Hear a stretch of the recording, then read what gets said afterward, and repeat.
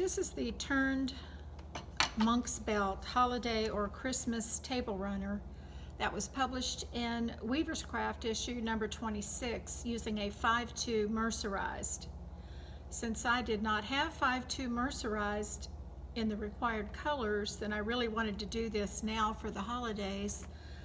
I used 8/2 unmercerized that I had in my stash in the white, the green, black, and red. And since I posted that I was going to do this pattern in 8/2 cotton, some have asked you to share, asked me to share my pattern. So that's what I'm going to do today.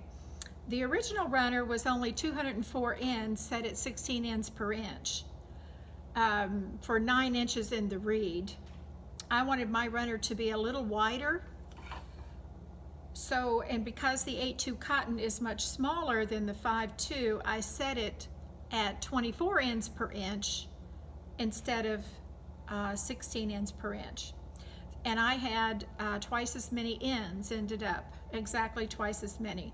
The original pattern for 5/2 had 204 ends across. I have 408 ends total in my 8/2. So 288 of those ends are the white, and the white goes all the way across even though you can't see it here. There's 288 ends at 24 ends per inch, 2 per dent in a 12 dent reed, and that makes 12 inches wide in the reed. What I did was I slayed the white first all the way across, and then I went back and wound my green, which was 48 ends of green, and I put it in the appropriate slots. I did the same thing with the red. The red was, it's underneath right now. It's 48 ends of red, and it is slayed in the proper place. And the 24 ends of black, which is in between these greens and reds, and it's in the appropriate slots here.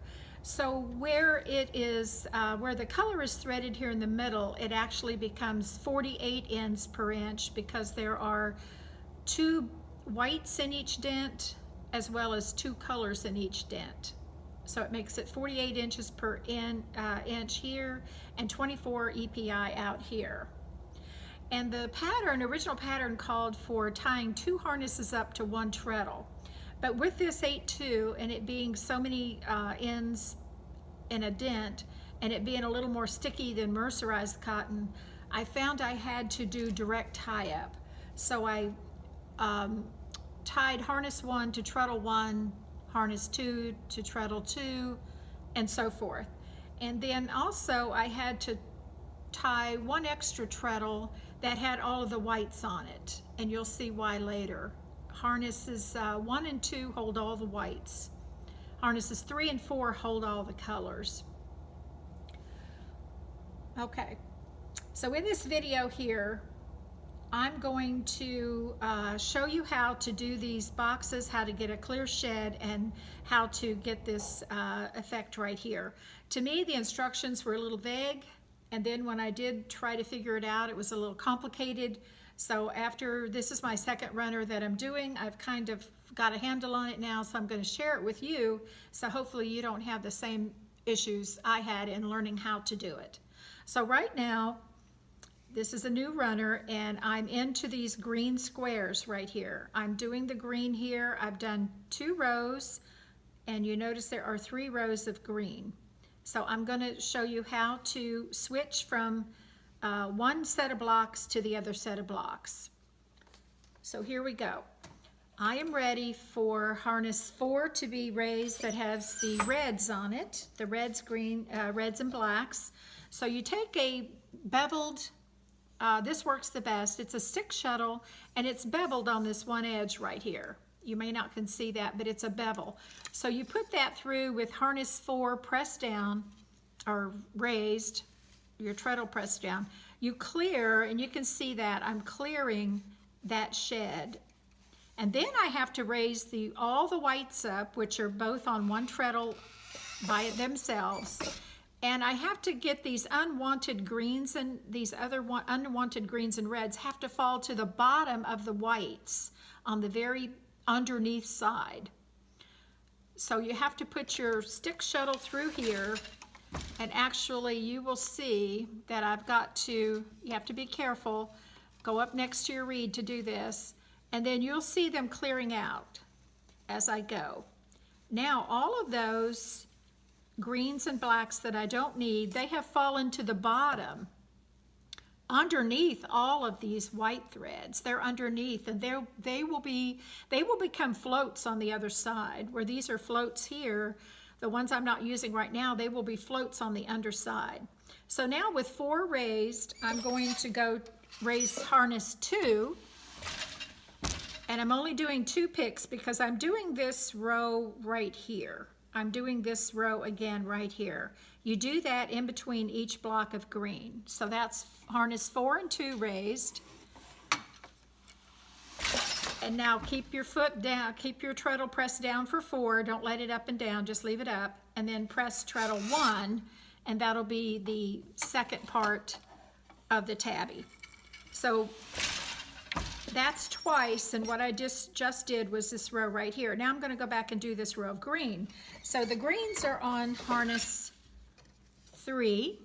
So you raise 3 and you clear that shed there. You also raise all of the whites and make sure the red gets pressed to the bottom. Now the reds are sticky and they're hard to get down there. So pull your beater bar to the fell and go behind it and help it a little bit with your hands. Just kind of strum across there, and the reds will eventually fall down to the bottom.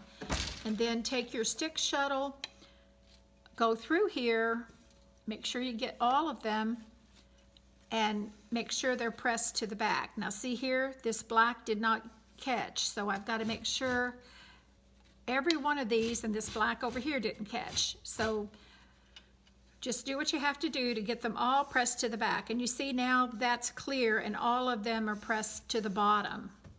So now I'm going to do, to make these green boxes, I'm going to keep 3 pressed down or raised up, and I'm going to raise 2, clear the shed. I'm going to raise 2 and run the shuttle through. Keep your treadle 3 pressed down, and then raise harness 1 with the other whites. That gives me my other tabby. And now I'm going to do 4 of these to make this block. So that was 2, and here's 3 and 2 again. And here's 3 and 1, and that's the last of my green block. Now I'm ready to do these red blocks, and I'll show you how to do that. Harness 4 has all of the reds, just like back here. Harness 4 has all of the reds, so we'll clear that, and we'll also make sure the unused greens and blacks go to the back. And you can see how they disappear and they now lay on the bottom. So to make this box, we are going to do 4-2 and 4-1 at the same time. Keep 4 raised. Clear that shed. Here's 4-2, 4-1, and we're going to do this 8 times. That's 2. Here's 3, 4, and I'm just alternating between 1 and 2. 4 is pressed down, then I'm alternating between 1 and 2 for the whites. Here's 5, 6, 7, and 8. Now, to make this little part here in between, all I'm doing is 2 picks of what I did back on the greens. So I have to switch over to 3 and bring the greens up on top. The reds now, they're the hard ones. Give them some help back here. They go to the bottom because we're not using them for these 2 picks in between. Okay, so there's a red that didn't get, so I've got to make sure my shuttle gets those and presses them all the way to the back. Here's the black. They're very sticky, and I'm thinking mercerized cotton is the better choice, even in 8-2 or 10-2, because I don't think they would stick as much to the threads surrounding them.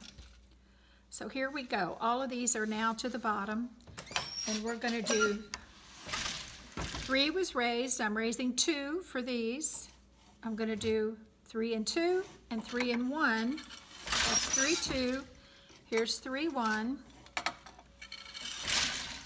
And that makes this little separation right here between the red blocks. And then I will go back and do 4 and clear that, clear all my white ones, and I'll do 8 picks of this again to make these 9 squares right here.